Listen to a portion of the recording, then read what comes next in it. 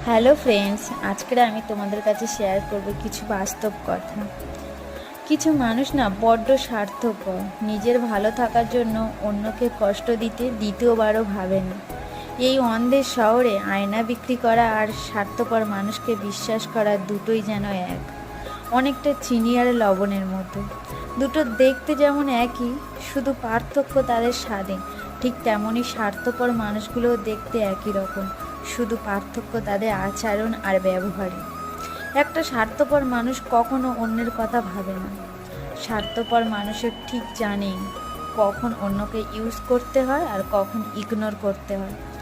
যারা স্বার্থপর না, তারা কখনো আপন হয় না, কারণ স্বার্থ শব্দটির পরেই পর কথাটি বসে।